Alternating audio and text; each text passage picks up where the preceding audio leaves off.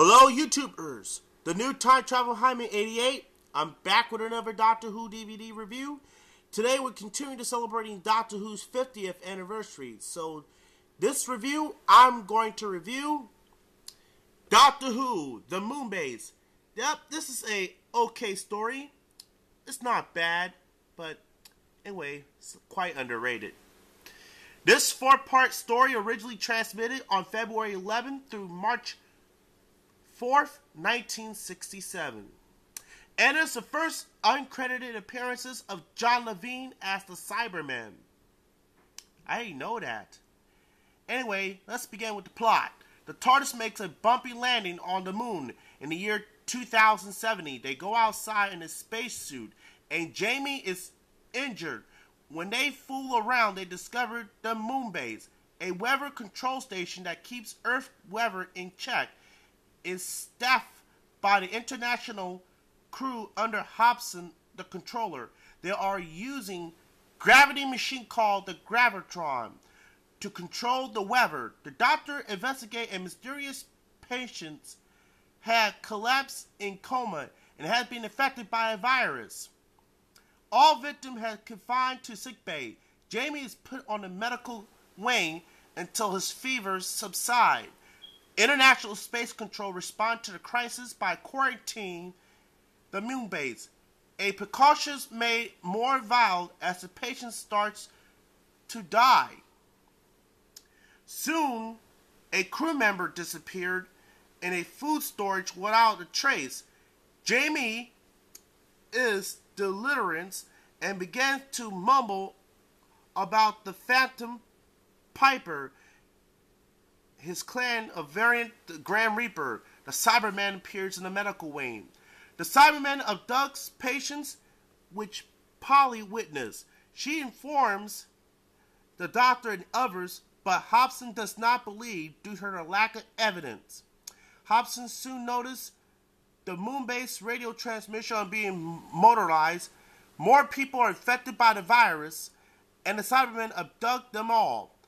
The doctor soon works out the Cybermen had been infected the sugar in food storage to make the virus spread. Thus, in explaining the virus, seemingly lack of attack pattern, deepening on the crew's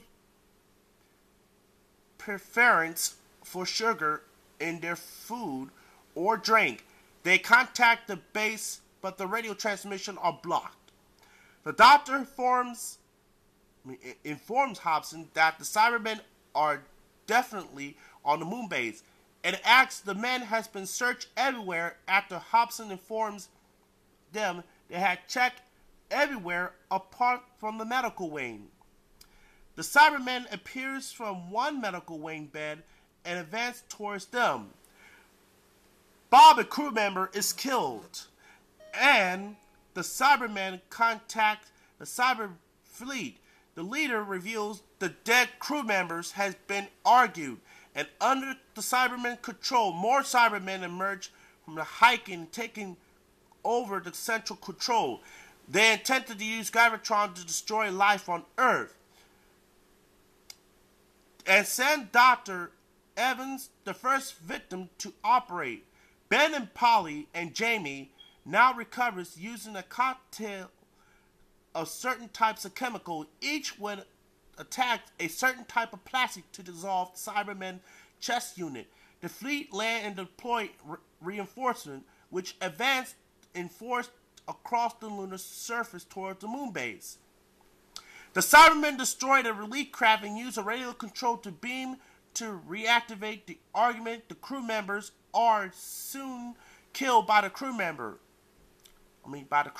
The cyber leader threatens that if the resistance continues, they will fire. They use a large cannon to fire shots at the Moonbase, which are deflected by the Gravitron.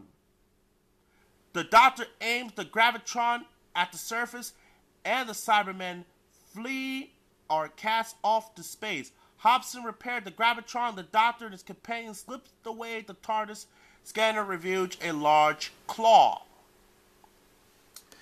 Wow, this is the most rarest episode, and look at this. I haven't seen this cover, but it's unofficial, but I love this cover. Take a look over here. You have these two Cybermen. You have Ben, the Doctor, and Polly. Patrick Troughton years, 1966 and 1969. You have the PG on there. I couldn't find the Region 1 cover, but I got to use the Region 2 cover, and here's the BBC logo. Wow. This is the most rarest Patrick Troughton stories ever, in my opinion. Episodes 1 and 3 were destroyed in the BBC archive. However,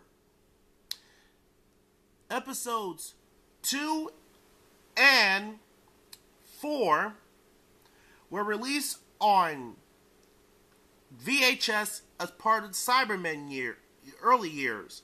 The surviving episodes were also released on the Lost in Time with full audio of 2 missing episodes.